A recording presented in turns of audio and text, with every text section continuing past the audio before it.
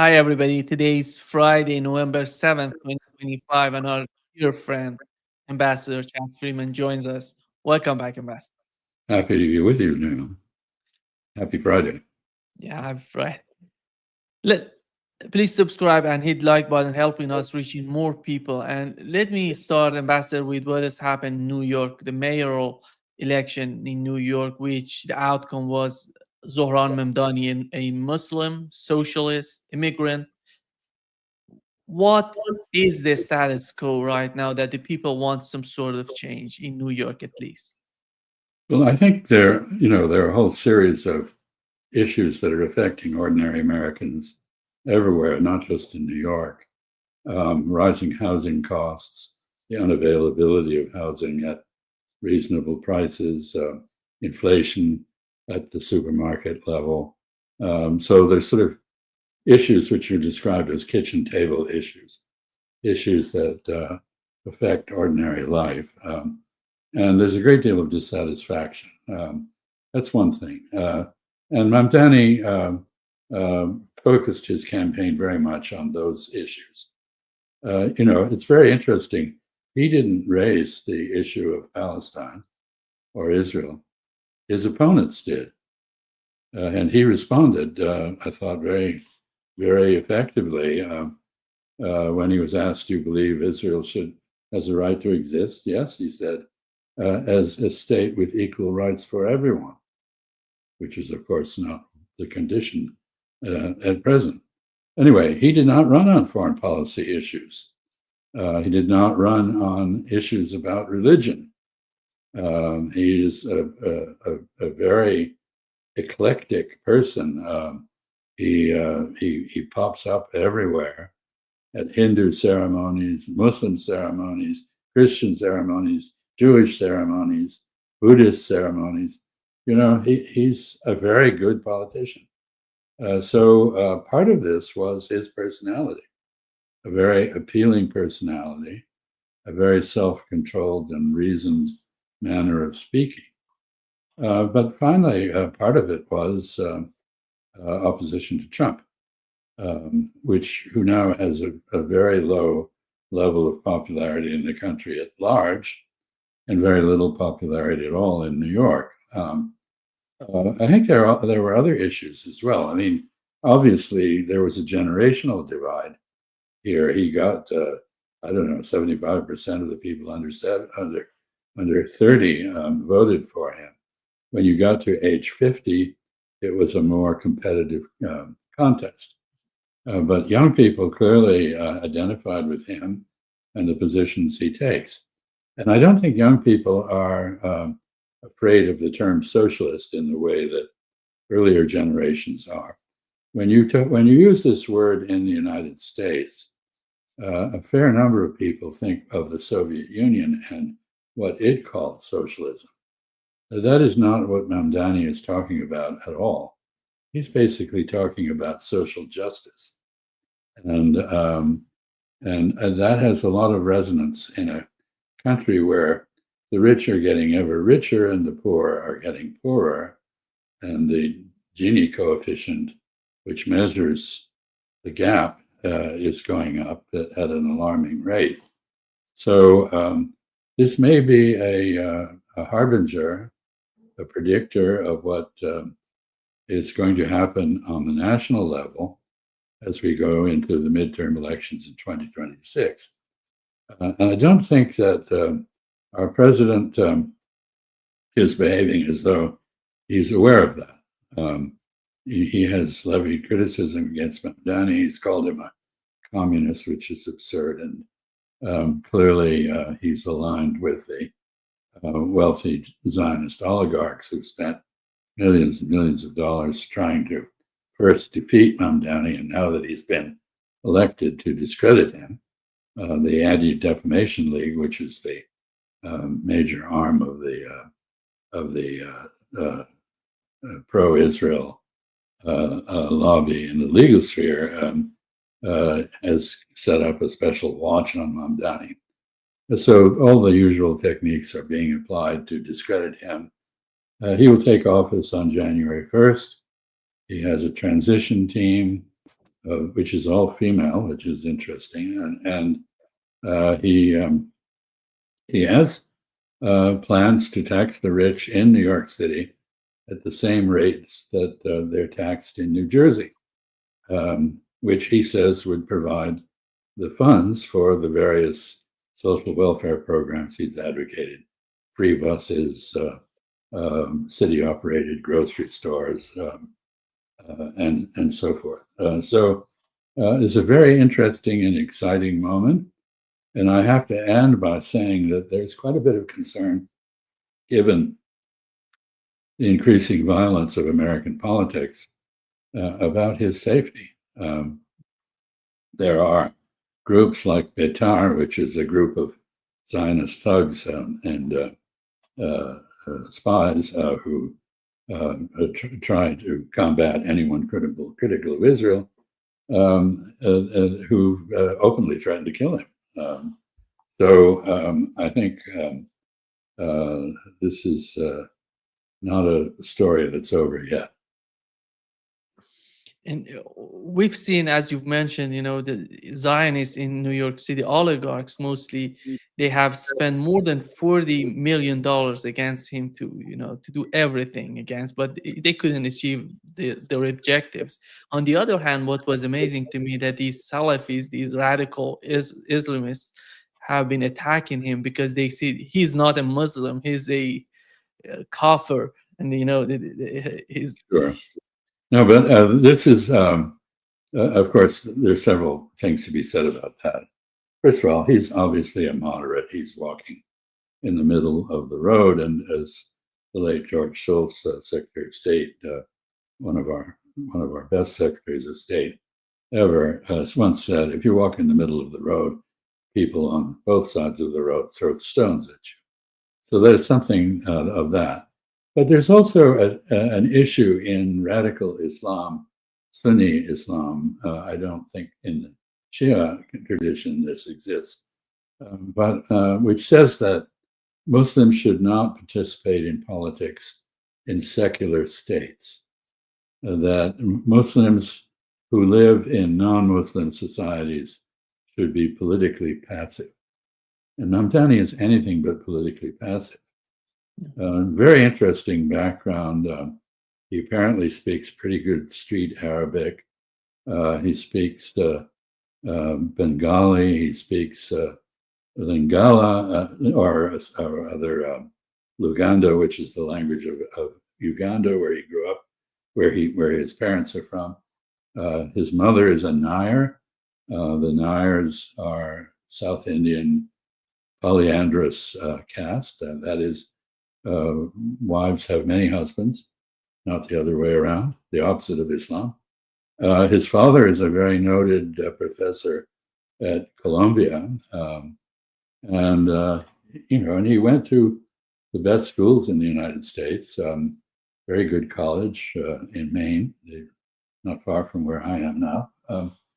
So he's a very interesting person, and really a cut above most politicians. Yeah. The only issue that I've seen with Mamdani, it was the photo that was posted on X and was somehow viralized in the network about his photo together with the son of George Soros. And what's your take on that, Ambassador? Do you think that these people are trying to take credit of him, or they have supported him, they have some sort of agenda to reshape his movement? Well, I think George Soros's foundation is very active in supporting liberal political causes in the United States. And of course, for that reason, George Soros has been demonized by the political right. So when George Soros' son comes out and takes a photo with Mamdani and releases this, there are two immediate consequences. One is, as you suggest, the Soros group taking some credit for having produced a liberal result against very right-wing odds in New York. But also, I suspect that that photo will be used by the right to demonize Mamdani, which they obviously intend to do. We have a president who is very vindictive and very personal in his approach to governance, and he will penalize New York for having elected Mamdani. So he's got this is there's an analogy, of course, that comes to mind. Mamdani won. This is like the dog catching the car. What does the dog do with the car? It was good to run after the car. That was a lot of fun. But now that you caught it, what happens? And so there is some of this here, excitement to be experienced in future.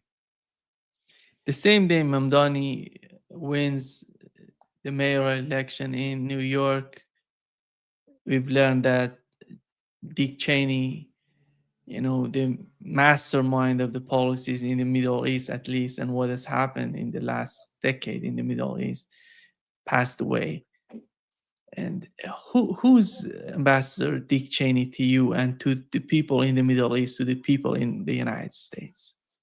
Well, I knew him in several contexts. I was ambassador to Saudi Arabia during the Gulf War to liberate Kuwait. He was a frequent visitor to the kingdom with Colin Powell, then the chairman of the Joint Chiefs. I had a lot of interaction with him. I flew with him to Jeddah on August 6, 1990, to confer with King Fahd about the proper response to the Iraqi invasion of Kuwait. He was a very ideological, very ambitious man. But his heart attacks, particularly the last one, I think changed his personality. And rather than being an architect of policies in the Middle East, I think he was the architect of the so-called global war on terror, which has now taken the United States into combat in 82 different countries around the world against Islamist forces, some of them terrorists, some of them not. So he was a combative fellow. Of course, he did not serve in the military because he had heart problems. He went to the same university I did, Yale, but he dropped out after a semester because he found it too stressful. So he was a very odd person, but I think rightly blamed by people on the left for having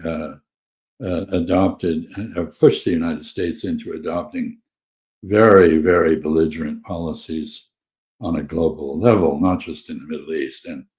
And so his death has been greeted with an outpouring of vituperation from people who were critical of him, and very little praise from others.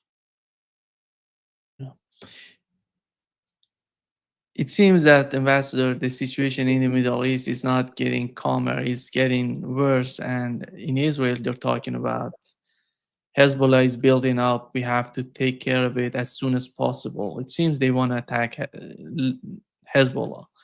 And Lebanon they're as we talk, they're bombing Lebanon. And Donald Trump is trying to communicate with the new al-Shara Syrian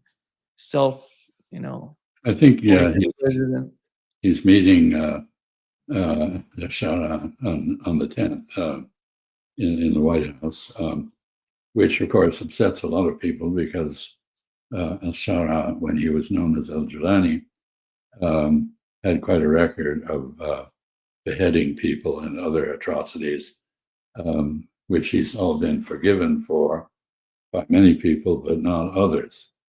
So the question comes, how come one day you're a terrorist with a bounty on your millions of dollars of bounty on your head, and the next day you're in the Oval Office with the President of the United States? What happens, So he was imprisoned by David Petraeus in Abu Ghraib, the notorious prison in Iraq, which is basically where he was converted to Al-Qaeda. But now we have David Petraeus praising him as an advocate of democracy. This is all pretty cynical. I think, in the case of Lebanon, it was always the case. Israel has this theory that if it decapitates movements, it can neutralize them, but it doesn't work. If you knock off the leaders of a movement like Hezbollah, which has very deep roots in Lebanese society, it really represents the Shiite majority in Lebanon very effectively, and which has distinguished itself in the Arab world by being the only force ever clearly to defeat the Israelis. The late leader of Hezbollah, Nasrallah, was very popular even in Sunni areas of the Arab world, despite the distaste for his Shiite heritage. So the Israelis continue to their efforts at decapitation.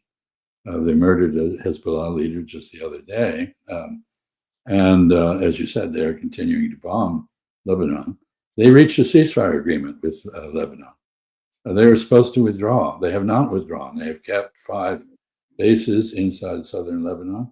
They continue to shoot, to kill, to keep people from resettling southern Lebanon. And as you indicated, they are increasingly alarmed by the regrowth of Hezbollah, which I would say was an inevitability. Next door in Syria, there's quite a contest going on between Turkey, allied with Saudi Arabia and others in the Persian Gulf, on the one hand, and Israel on the other. And the United States is sort of in the middle. The Turkey and the Gulf Arabs want a unified Syria under a strong government. The United States appears to want the same thing. Israel wants a fragmented Syria that is weak and disarmed.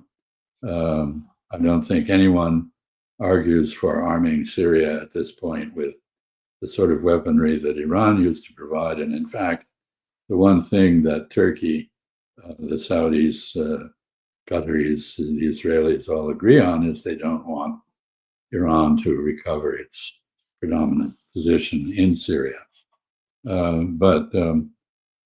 So you're right. I mean, the situation is not getting better, and there are agreements. Al-Shara has met with the Kurdish faction, the so-called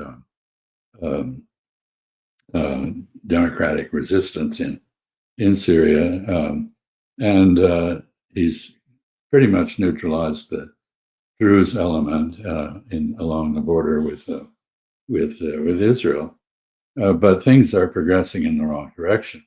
And the war with Yemen is not over, although there is a so-called ceasefire in Gaza. It's not being respected at all by the Israelis. And the Israelis are going all out with ethnic cleansing on the West Bank. And we have looming in the background the future likelihood of another Israeli attack on Iran. So this is not a good picture, I agree. Yeah. Here is what Tucker Carlson said, Ambassador, in terms of Donald Trump's policy in the Middle East. He believes that Trump betrayed his voters by putting Israel first. And here is what he said. And we need to reflect on what we have collectively done to young men, which is destroy them, actually. And no one wants to say that because no one wants to take any responsibility at all for anything ever. No one ever wants to repent. They all want to cast stones. They don't see the plank in their own eye. This is including me. It's just humans are like this. And they want to be like Nazi. And it's like, oh, yeah, okay, great. But like, how did this happen? Why are they listening to him? Kind of. Can I ask you, so and part of the reason is because the Republican Party completely betrayed its voters by obsessing over Israel. That's just a fact. Like, what is this? It's a country of 9 million people. I'm not against Israel. I visited on vacation. I've always liked Jerusalem's my favorite city in the world. I'm not against Israel, but like, why is that the center of our conversation? It's 9 million people, no resources. The only strategic value Israel has is the extent to which we have to defend Israel. But take that out, and there's no value at all. I'm not against it. I'm just saying, like, we're a country of 350 million people. We're the most important country in the world, and our politics is, and practically every member of Congress spends all day talking about Israel. And if you're a normal person, you're like, I don't hate Israel. I certainly don't hate Jews. But what the hell is this? But wait. And then it's like, shut up. You can't talk about it. But wait, why? clarify what you mean. Yeah. Well, this is an eruption of the patriotic right, America First, which was the slogan of the Trump administration, and which some on the right, like Mr. Carlson, take very seriously. And it is the case that American policy in the Middle East is dictated by Israel and by the wealthy donors in the United States who pressure our politicians to do exactly what Tucker Carlson said, spend all their time talking about Israel, going to Israel on political junkets, and behaving disgracefully when the Prime Minister of Israel appears before them in Congress, kowtowing to Israel. So there's a lot of anger on the right about this. It's not just on the right. And what has happened is that this issue, which Mr. Carlson correctly noted, has been taboo. You could not criticize Israel because then you were immediately condemned for being anti-Semitic, as though, Israel's a country. It's not a religion. It's not a religious community. Its values actually don't seem to have very much at all to do with the values of Judaism as it is practiced around the world. It is a very unethical society. It is cruel. It is sadistic. Its army has shown itself to be the most sadistic army in the world.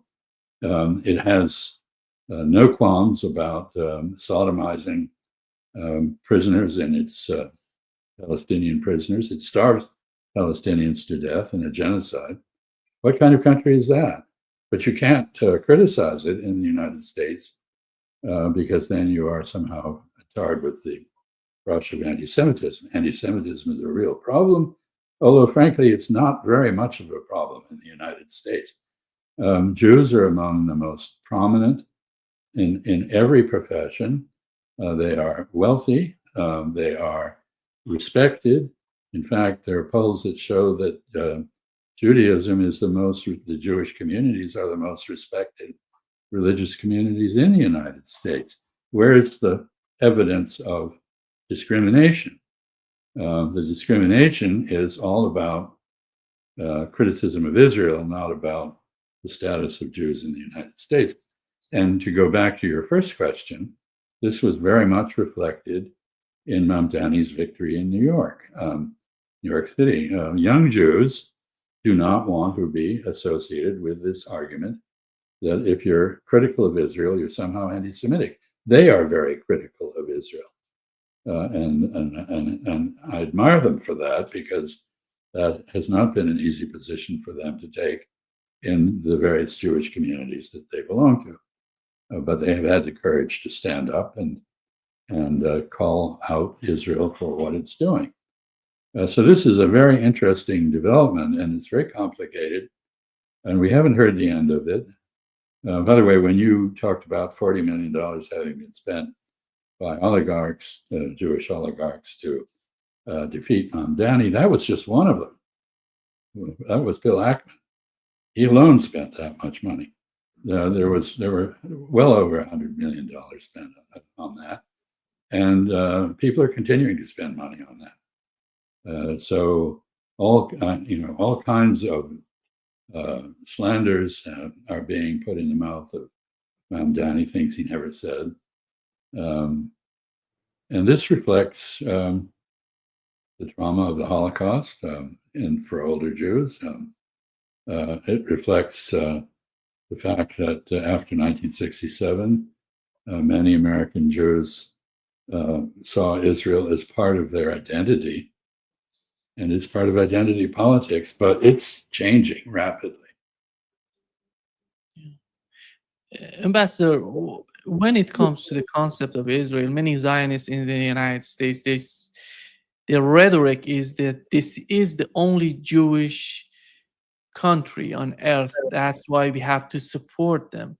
You know, putting out the only Jewish state is by the concept. The concept itself has some sort of apartheid in it, as it was mentioned by the former president, the late president of the United States, Jimmy Carter, in his book. Well, this is exactly the issue. Judaism is a religion. Jews traditionally were religious communities. They had various schools of thought, various readings of their scripture, and their traditions, and it's really quite a diverse set of communities within Judaism. The Jews are not a people. Catholics are not a people. Muslims are not a people. There's an ummah, which is, a community, but nobody says Muslims are, a nation. The Hindus are not a nation. Sri Lanka is predominantly Buddhist, but Buddhism is a religion, not a definition of the country. And so basically, what Zionists did was try to transform a religious community into a nation, a people. Now, the Jewish people are an invented people. That is ironic because, of course, they charge that the Palestinians are an invented people. But in fact, there was no Jewish state, there was no Jewish nation, there was no Jewish people before the establishment of the State of Israel, which was the objective of the Zionists. And it is inherently racist to take the position that Israelis do.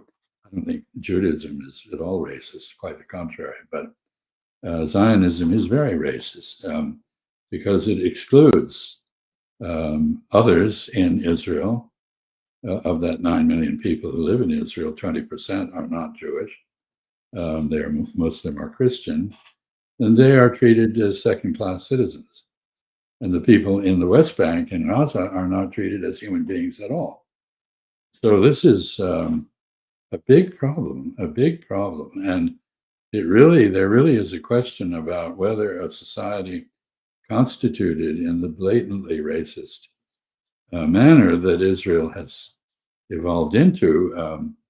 It started out fairly idealistic, but it's lost those ideals. There's a real question about whether that society can or should survive. I think it's good to understand because from looking at the Middle East, these people, Jew, Muslim, Christians, they were living together for many years, many years. And it's not just about the recent history that they're killing each other, but it's a huge history. This is an important point because, let me make 2 points actually. First is that under the Ottomans, various religious and ethnic communities lived side by side peaceably. When the Turkish state was born out of the Ottoman Empire, this changed. They became Turkish nationalists, and Greeks and Armenians and others suffered terribly from the same kind of nationalist hatred, passion, if you will, that you see in a country like Israel. But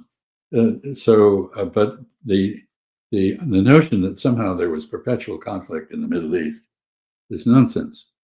The notion that Islam expanded by the sword is true only in the sense that the initial expansion of the Arab empires was by the sword.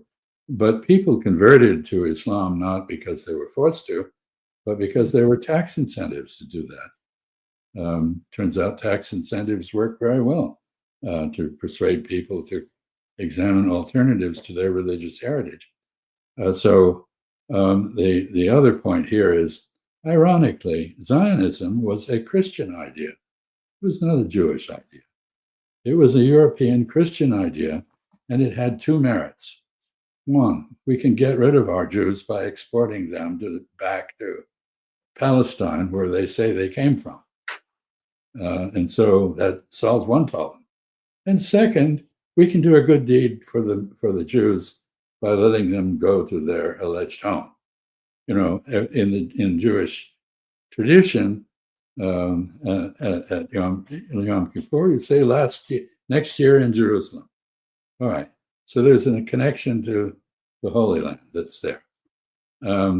So this is a good idea. Let's just send them all to Palestine, and then, of course, the Zionists came up with a wonderful slogan, a land without people or a people without land. So the people who lived in Palestine, who ironically were the genetic descendants of the original Jewish Canaanite, Phoenician, and other descendants, other peoples who inhabited the land, who had converted first to Christianity and then to Islam, then suddenly, they didn't exist. And so this is a very colonial, racist adventure. And it's compounded by the fact that the Balfour Declaration, which talked about establishing a Jewish homeland in Palestine, was conceived mainly as a means of gaining support from Jews in Germany who were influential against the Kaiser in World War I. I mean, it was all political and very cynical. And of course, the Balfour Declaration promised equal rights for Palestinians, but that was soon forgotten. So this is a very messy situation. It's been a long time coming. People who talk about the situation as though it began on October 7th, 2023 are just spouting nonsense. This is a problem that really began about 100 years ago, maybe more than 120 years ago, with the beginnings of Zionist settlement under the British colonial regime in Palestine. And it's not surprising that people who were being pushed out of their homes, first in small numbers, and then during the Nakba, the Israeli War of Independence, in 750,000 people expelled. It's not surprising they would resist. And by the way, they have the right to resist under international law, including by force. They can resist violently. So when Israel says it has a right to defend itself, it's saying it has a right to colonize Palestine. It's not saying anything legal. This is a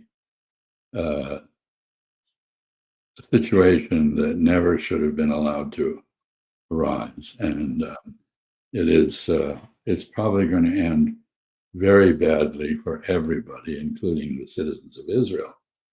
But at the moment, it's mainly the Palestinians, Lebanese, and Syrians who are suffering, and only the Yemenis who are standing up for the Anti-Genocide Convention, which says you have a duty, if you've signed that convention, you have a duty to oppose genocide.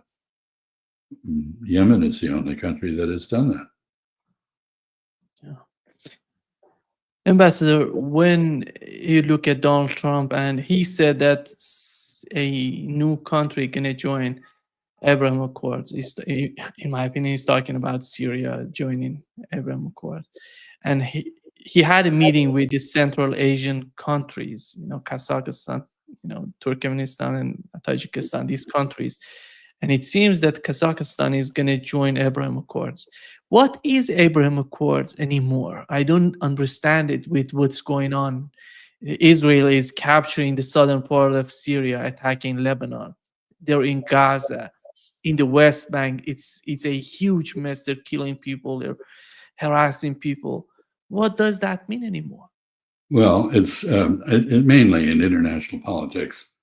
it's a means of placating or courting the favor of the United States, which remains Israel's protector and which cares for all the reasons Tucker Carlson was talking about, remains obsessed with consolidating the state of Israel in the Middle East, and therefore expends a great deal of diplomatic capital, both in trying to persuade countries like the UAE, which practices realpolitik, or Kazakhstan, which is also a practitioner of realpolitik, between China and Russia, wants American support. So this is cheap for Kazakhstan. It doesn't really have a dog in the fight. So Syria is, Tom Barak, our ambassador in Ankara, and sort of the viceroy of the United States in the region, is trying very hard to bend Syria into the Israeli orbit. Again, this reflects domestic politics as Tucker Carlson described them. So it's just a fact. And you might disapprove of it, and I don't think it makes a lot of sense, but and I think it actually, by emboldening Israel, and it increases the propensity of Israel to commit atrocities in the region, but it's happening. Yeah. Russia is not happy with the United States foreign policy or the new rhetoric on the part of the Trump administration in terms of testing nukes. And he said in his interview on 60 Minutes that Russia and China have been, testing nuclear bombs with no evidence so far. We have nothing of that sort to proves what Donald Trump is talking about.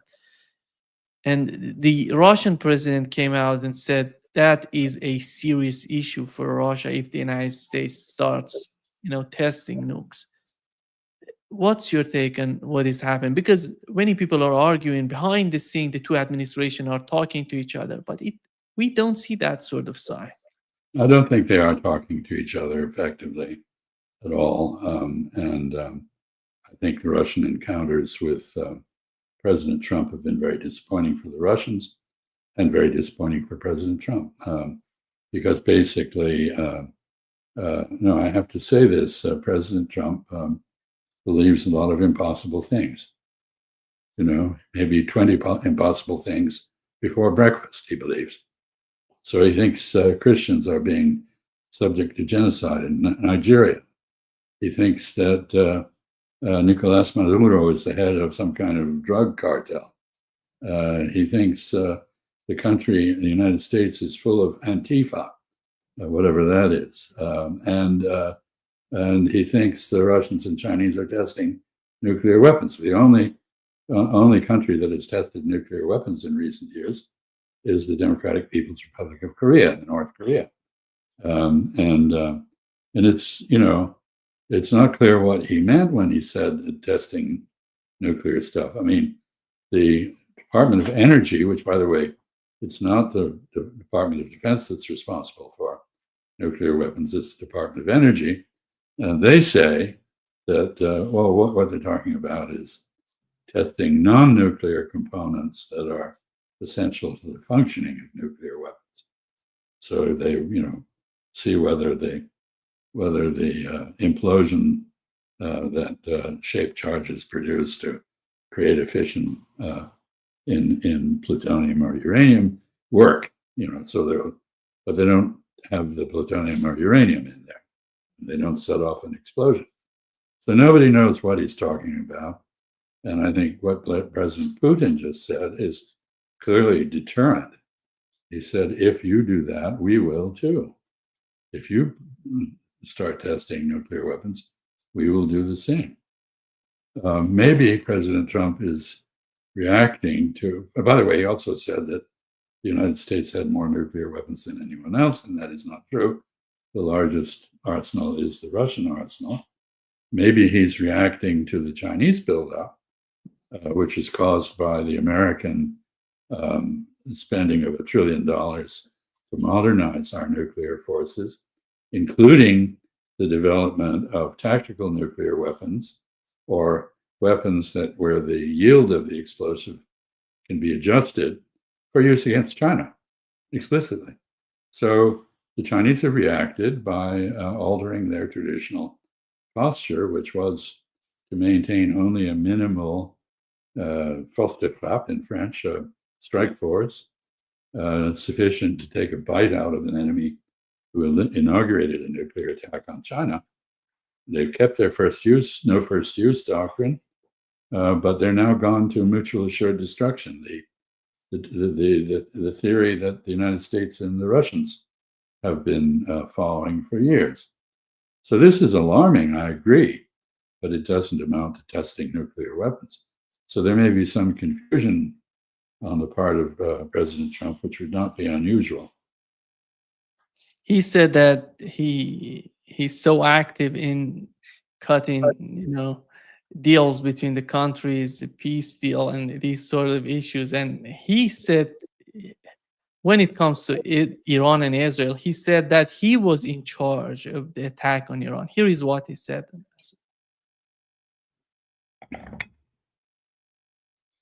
Israel, a little like Israel. Israel attacked first. That attack was very, very powerful. I was very much in charge of that. When Israel attacked Iran first, that was a great day for Israel because that attack did more damage than the rest of them put together. Yeah. That is, that is a very telling admission. I don't know whether it's true or not, frankly. Now it's valid. I don't know. It's possible, I suppose. But I did know one part of this, and that is that there's a fallacy in evaluating the purpose and results of military action. The purpose is to change the behavior of the other side in one way or another, to intimidate them, to cause them to change their policies, to alter a border, to do this sort of thing. It's a political result that justifies the military action. This is the essence of what Clausewitz says when he says that war is the continuation of politics by other means. To say that they did a lot of damage, that to measure the success or failure of a military action by the battle damage that it does, is to miss that point entirely. It is to be militarist rather than to practice statecraft. And by the way, when you weigh out the damage on both sides from that so-called 12-day war, at the end of those 12 days, Israel was on the ropes, and Iran wasn't. It had been knocked down, but it picked itself up. And if we have another round, which I'm afraid we will, I don't know when, then I think Israel is going to experience very severe damage indeed from the Iranian counterattack. So I don't think it was a great day for Israel, as he said. I think it was very damaging to Israel. It accounts for a lot of the emigration from Israel by the effort by Israelis to get second passports, which, by the way, is becoming more difficult. You're beginning to hear complaints from Israelis about, well, they can't now just get a Portuguese passport the way they could in the past. And they're not welcome in many places abroad. And there are people who are tracking them and seeking to arrest them for war crimes. So Israel is increasingly isolated, and part of it has to do with its pattern of attacking its neighbors, Iran, and then later Qatar, and the Hamas group debating peace with Israel in Doha. Yesterday, the foreign minister of Iran, Araqchi, he said that We have tried each and every way to communicate with the United States. We don't know what else can we do but building up our military or defensive power to be prepared for any sort of attack, and and respond to any sort of attack. This is the government, ambassador, that came in with the policy of negotiations, diplomacy, Hmm. and they're heading nowhere with the Trump administration. Well, that's true. And ironically, of course, the Trump administration came into office on a platform of peacemaking. And yet now we see all sorts of evidence of a desire for territorial expansion in Greenland, Panama, the Panama Canal, the attacks on Venezuela and Colombia, the murder of people on the high seas, the threat to invade Nigeria on spurious grounds, and so forth and so on. So I don't think the Trump administration understands what diplomacy is, which is one of the reasons that they've had no success at all. Well, President Trump has claimed success in ending 7 or 8 wars, but he's the only one who perceives those wars to have ended. Nobody else thinks they've ended, especially the people who are combating each other. So these are political photo ops. They are pseudo events. They're not real peace. Ceasefire is not peace. And there's no evidence that the administration, in fact, is even capable of serious diplomacy. So I think Araghchi and Iran are not alone in their frustration with the United States. Virtually every other country has the same issue. And where you do negotiate with the United States, for example, there have been trade agreements reached with Malaysia and Cambodia, in which the United States inserted a term that they could not do a deal with China. Well, that's not going to stop them from doing it. But the effort to use tariffs and sanctions and political pressure, blackmail, to force countries to choose between the United States and China, between the United States and Russia, in the case of India with the oil embargo, is just not going to work. If we want to have those results, if we want other countries to choose us over the Chinese, we have to take a different approach. We can't blackmail them into doing that. They will not, if they agree, they will not keep the agreement, but most likely they won't agree, and we will just anger them. Ambassador, the issue with the Trump administration is when we look at Donald Trump and his sort of communications with the press, with other leaders, it's a huge chaos. During, in 24 hours, you see all sort of comments on many issues coming from the President of the United States, Donald Trump. And with the Biden administration, we had this sort of issue, but we knew that Antony Blinken was so, he knew what he wanted, and he was putting out everything every time he had communication with the press, and he was answering the question. We knew exactly what is the position of the Biden administration when it came to Antony Blinken or Jake Sullivan. These two are combined, and these two are somehow merged into one character in the Trump administration, which is Marco Rubio, who is not talking to anybody. And we don't know what is the official policy. Donald Trump doesn't represent the official policy because he's, as you know, he's some sort of chaos. Well, first of all, there is chaos in Washington within the executive branch. There's no longer any policy process. The National Security Council staff, which was responsible for coordinating policy development and monitoring its implementation, has been reduced to almost nothing. Marco Rubio is the head of the National Security Council, the Secretary of State, the National Archivist, and the National Foreign Assistance Manager, technically. And he's not able to do any of those jobs. because there's no system. The United States government is shutting down. I mean, it's not just we have a fiscal shutdown.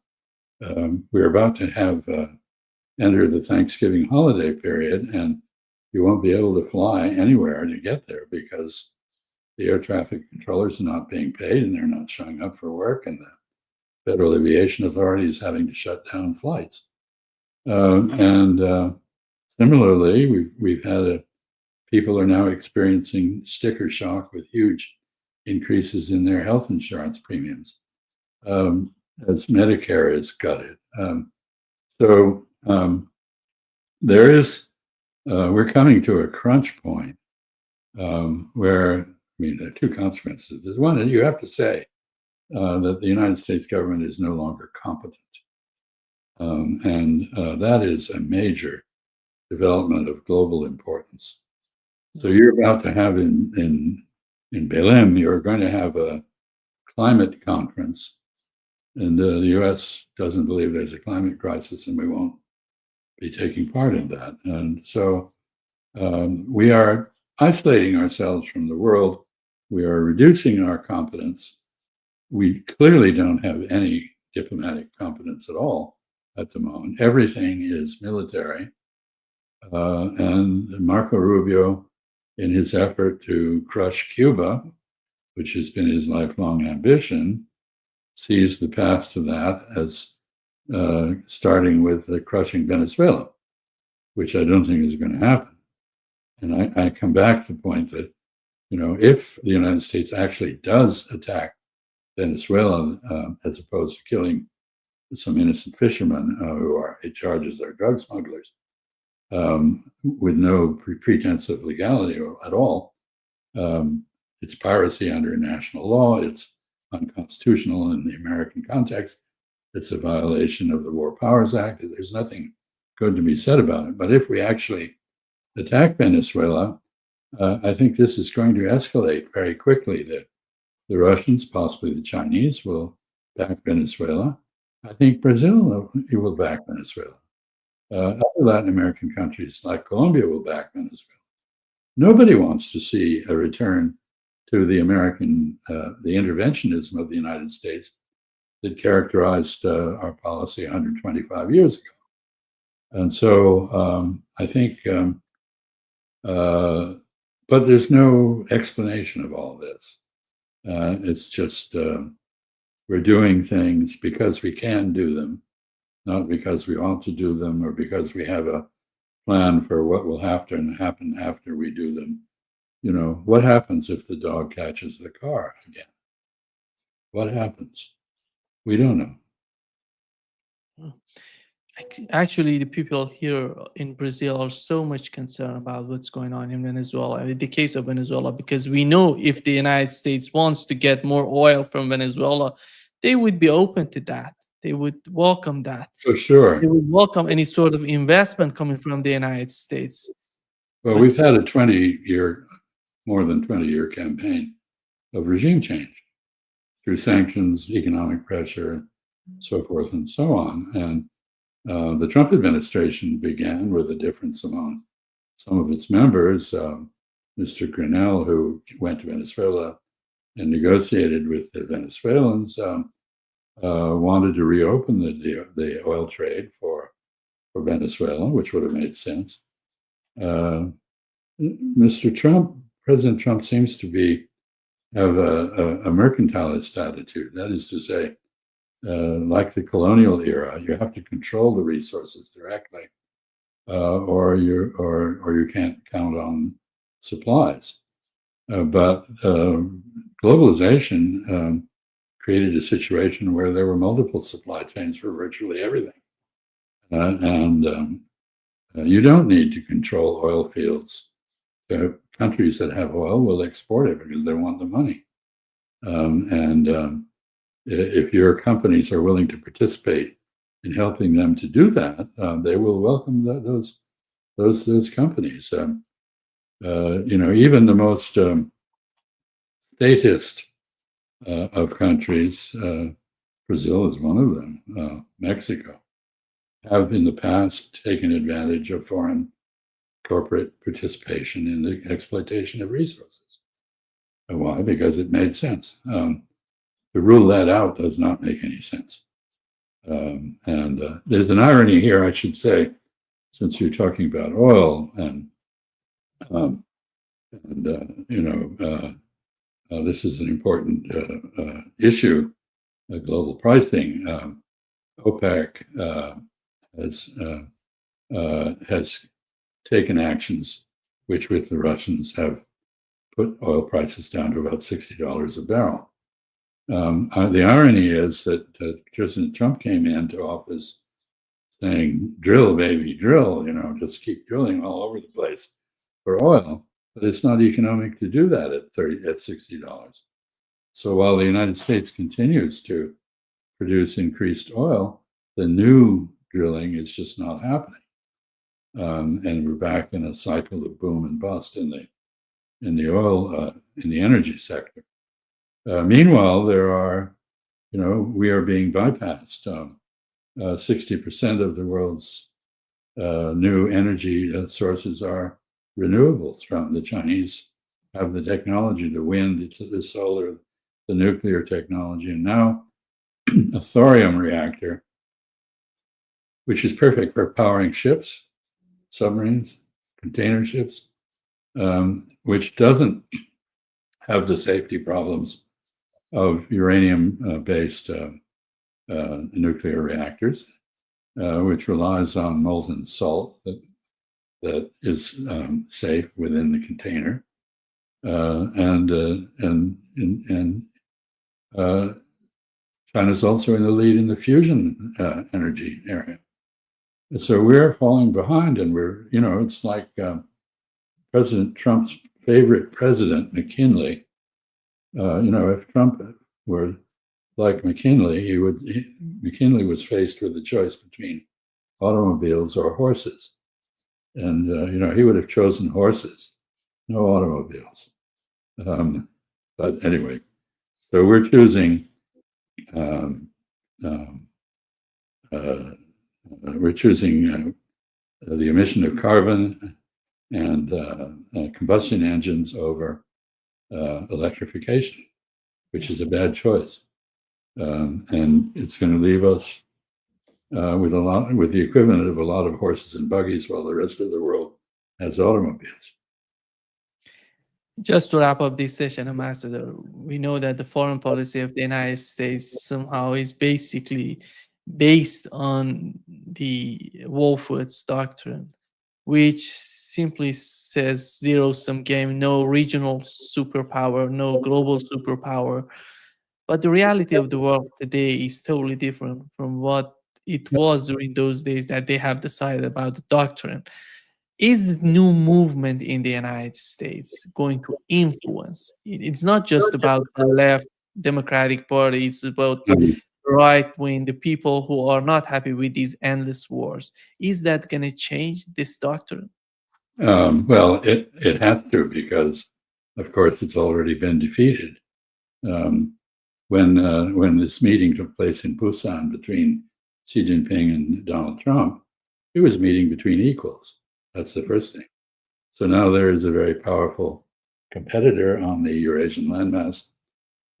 That's the end of the WOLFOWITZ doctrine. But that isn't even enough. We've managed to push China, Russia, Iran, and North Korea together. So if we feared a hegemon on the Eurasian landmass, we're in the process of creating a coalition that amounts to the same thing. Finished.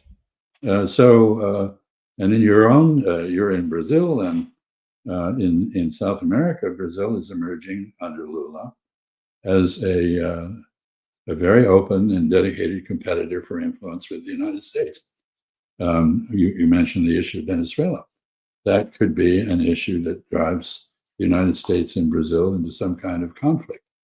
WOLFOWITZ doctrine, even in our own hemisphere, Western Hemisphere, we can do terrible things in the Caribbean Basin. We can do terrible things in Central America, apparently still. But I don't think we have the power. you have our Treasury Secretary saying that helping Milei in Argentina is a new version of the Monroe Doctrine. If so, it's fairly comical, I think. But anyway, and anybody who bets on the Argentines not defaulting on debt is in for a surprise. I think they've defaulted 9 times in their history. And of course, it's very interesting. Peronismo, the Peronism in Argentina, basically killed the goose that laid the golden eggs. They were, at the turn of the 19th and 20th centuries, everybody thought Argentina was going to be the richest country on the planet. And they did everything wrong.